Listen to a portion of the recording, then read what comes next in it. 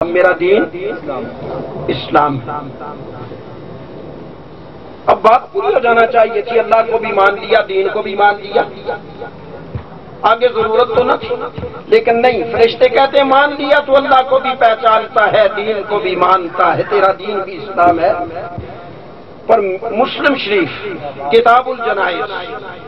صحیح مسلم کتاب الجنائز کے یہ الفاظ ہیں، سیدنا ابو ہریرہ ارشاد فرمایا،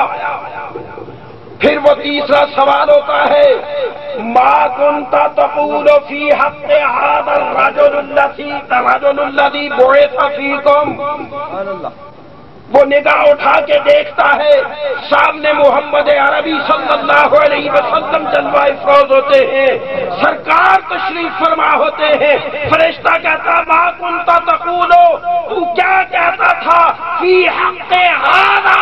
اس ذات کے بارے میں کیا جانتا ہے یہ بتا، جب تک یہ نہیں بتائے گا تو پاس نہیں ہوگا۔ اور یاد رکھیے قبر میں اعمال کا حساب نہیں ہوتا، نمازیں کتنے پڑھی، روزے کتنے رکھے، کتنے گناہ کیے، کتنی نیکیاں کی، یہ حساب تو ہوگا قیامت میں۔ قبر میں اگر حساب ہوگا تو ایمان کا حساب ہوگا۔ بتا ایمان کیسا، ایمان کا حساب ہوگا۔ ما كنت تقول في حق هذا الرجل الذي بعث فيكم، ان کے بارے میں تیرا کیا خیال ہے؟ اور قاری صاحب بات یہی نہیں، عربی قواعد کے اعتبار سے، نحو کے اعتبار سے، فعل کانا جب فعل مضارع پہ داخل ہو تو وہ ماضی استمراری بن جاتا ہے، یعنی زمانہ گزشتہ میں بہت پہلے سے لے کر اس گھڑی تک، اس لمحے تک جتنا زمانہ ہے وہ سارا اس ماضی استمراری میں آتا ہے۔ فرشتے کہتے ہیں ما كنت تقول في حق هذا الرجل الذي بعث فيكم، اے آنے والے یہ بتا، یہ جو ذات تیرے سامنے موجود ہے، دنیا میں ان کے بارے میں تو کیا کہا کرتا تھا، کیا کہتا آیا ہے،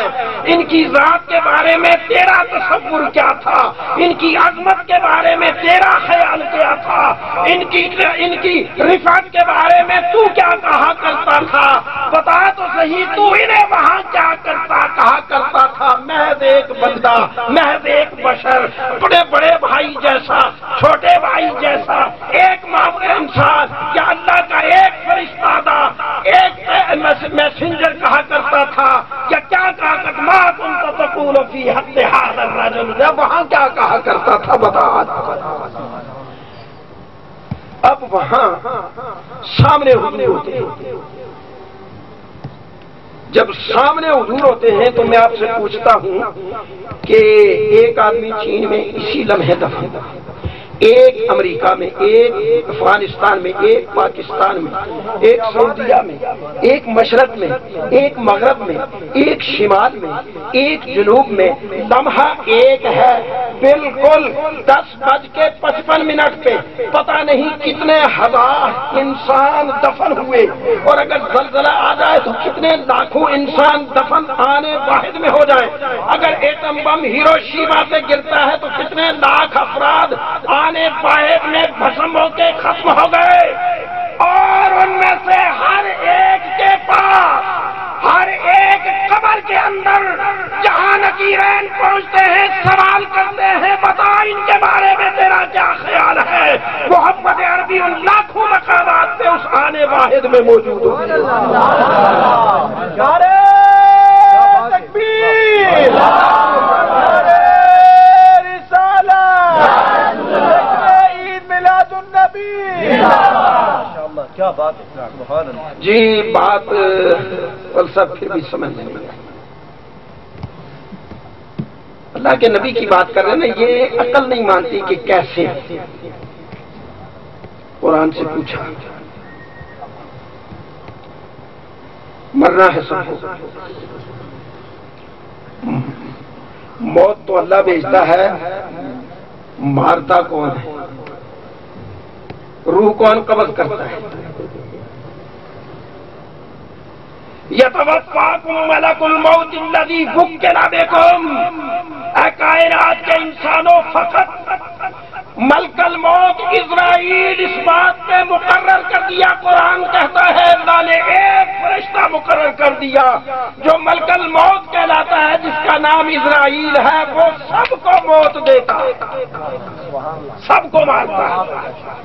مجھے آپ کو ساری کائنات کے ہر انسان کی روح وہ قبض کرتا ہے، پھر اس کے بعد ساتھ آنے والے فرشتوں کو ہینڈ اوور کر دیتا ہے، وہ لے جاتے ہیں ٹھکانے تک، لیکن روح قبض کرنے والا فرشتہ ایک، اسرائیل کوئی اور ایک ہے، فقط ایک ہے اسرائیل۔ میں پوچھتا ہوں، مرنے والے ہزاروں اس لمحے امریکہ میں، مرنے والے سینکڑوں اسی لمحے چین میں، مرنے والے اسی لمحے سینکڑوں افغانستان میں، سینکڑوں ہندوستان میں، ہزاروں روس میں، ہزاروں پاکستان میں، لمحہ بھی ایک ہے، 11:56 پہ نہ معلوم کتنے ہزار انسانوں کی روح قبض کرتا ہے، حادثے کی صورت میں کتنے لاکھوں کی روح قبض کرتا ہے، فرشتہ ایک ہے اور سب کی روح وہی قبض کرتا ہے، ایک ہے اسرائیل، وہ ایک سب کو مارتا ہے۔ میں پوچھتا ہوں وہ کہاں کہاں پہنچتا ہے؟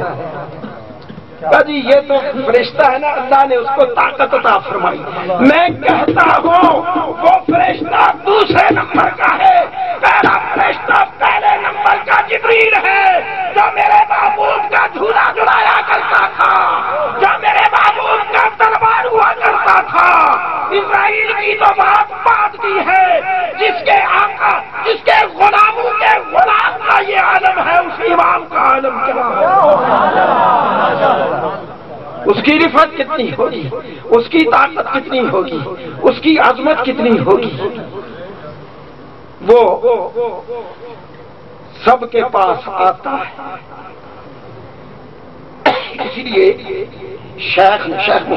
محقق عبداللہ محدث دہلوی نے مدارج النبوت میں، امام غزالی نے احیاء العلوم میں